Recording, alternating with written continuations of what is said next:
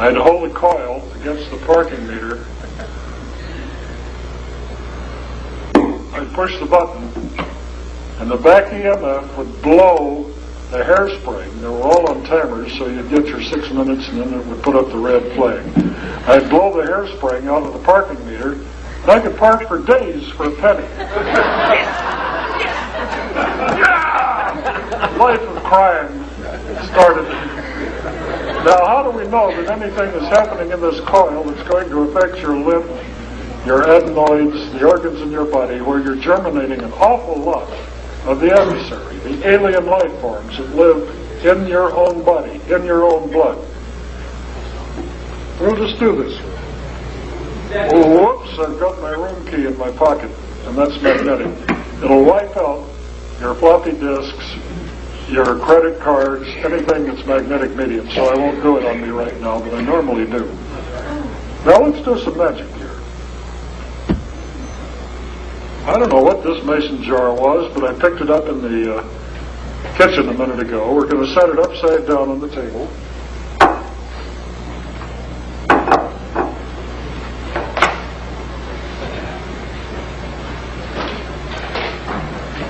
This marvelous scientific device is like the apple that fell on Sir Isaac Newton's head. It happens to be a 1-inch diameter thunder washer. I have tied a string to it because I'm tired of chasing it around the room and on the floor. I'm going to put this washer on this coil.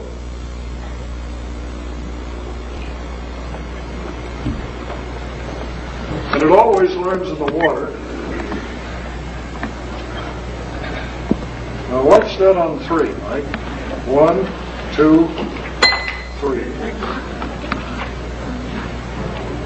We're going to do it again. I didn't allow quite enough string here, but you got the idea. 1, 2.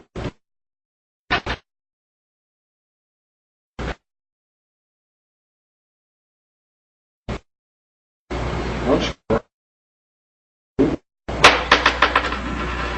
2, 3.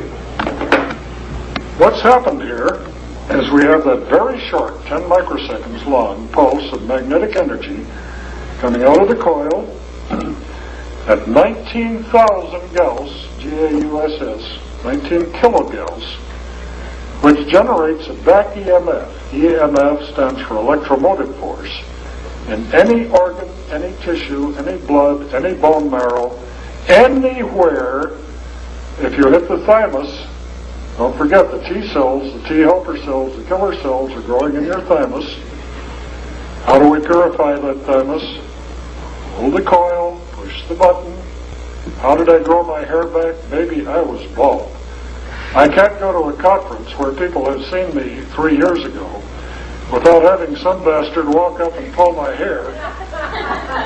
Bob, I just lost a $50 bet. We thought you were wearing a toupee. Well, I'm not. I said, well, give me some. I'm the guy that grew the hair back. And all you do there,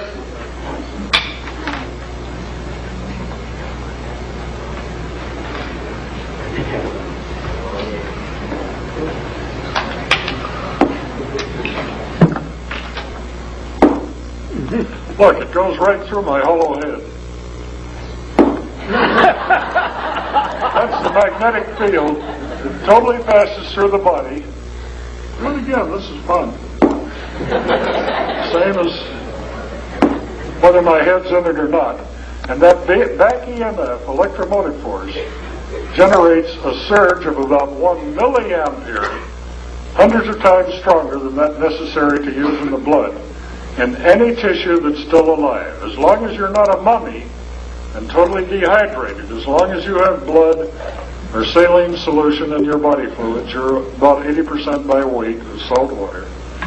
This device will get rid, cure, anything that continues to germinate in the nerve sheathings like MS, LS, herpes, etc., or HIV.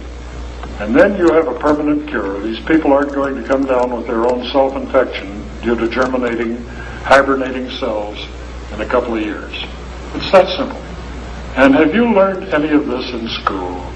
Have any one of you heard any of this from your doctors, No. Don't forget, a patient cured is a customer lost. They can charge $50,000 to $200,000 for surgery and chemotherapy. You can cure it for the price of a package of Wrigley's chewing gum. It is that simple. And it's been done over and over and over. And our main problem with this is unbelievability. It is so simple, so cheap, so obvious. It will stand the test of time with any engineer that you know. How do you generate a back EMF? Well, you make a time-varying field. You have a question? Brain parasites? 3 weeks. Yeah. You might. No, I won't suggest that you try the carotid arteries and keep it below about 4 hertz. Well, let me talk about brain problems and cancer in just a moment. This is the most fascinating story that I know. To cure anything, you need to do 3 things. You need to make silver colloid, which we've shown you how to do. All of the modern machines will make colloid as well as stimulate your marijuana plants and the poison Proposition 215 here. Thank God we're getting some enlightenment in our culture. Tobacco is 4.5 times more addictive than heroin and far more dangerous to life. Marijuana is totally benign. Never mind the political statement. Okay, we've showed you how to make colloids. We've showed you how, and we have a circuit diagram. We have 2 of them, in fact. We have the old Model T on page 4, and the latest model on page 10 of the last sheet. Either one of these will work beautifully. We have a parts list. If you don't know what a resistor is, you take that parts list to Radio Shack, put it on the counter, give me one of those and one. Oh, that's a resistor. Well, which end of the soldering iron do you hold? You know, you'll get it done. We'd rather you built your own. You don't have to buy anything. This is the beauty of this treatment. Nobody has to sell you anything, and it works. AZT and DDI and DD, all of these things do not work. Ozone does not work. These hundreds of herbs that are in these clinics do not work. They might detoxify you a little. You might look like you're getting better, but you die, baby. And the hundreds of people we've done on this, about 2,000 actually, are now symptom-free. They're back at work. And this is the truth, and we have the laboratory tests to prove it. You have testimonials? Oh, yes, we have dozens of people who've come forward. At my last lecture, were you there when that guy grabbed the microphone?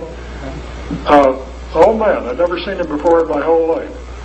Grabbed the microphone. He says, I'm 80 years old. I'm an attorney. I was given up for dead. My cancer had metastasized into every organ in my limb.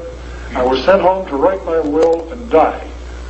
That was a year ago. I read about your thing in, I guess it was the Townsend Letter for Doctors. It's been published in PACE. It's been published in Explorer. It's been published in 73s. Dozens of magazines have reported, republished this paper. He said, I built one. After 3 weeks, I was up. He said, I was under intensive care at home. I had a 24-hour-a-day series of nurses coming in. He said, I'm jogging 5 miles a day now. And what did he say? I'm working 16 hours a day to catch up for all the time that I lost when I was dying. And he wanted to thank me and shake my hand. And then they cut off the tape. But that's life. But we've had hundreds of people come forward now. Herpes, lupus, AIDS, hundreds of AIDS patients. And yet the AIDS act up people try to kill me when I go to New York. They offered to burn down the Hotel New Yorker and the Hotel Pennsylvania if they allowed me to speak there to a lot of doctors who'd come there to hear this. And they finally bloodied me, as I mentioned. When I got to the men's room at the New Jersey airport, I was shocked that I had blood running down my face and on my shirt. I didn't think the guy had hurt me. I was sort of the spur of the moment. And I thought, these damn New Yorkers are really cool. Not one person looked me in the eye and said, man, you've got blood on your face.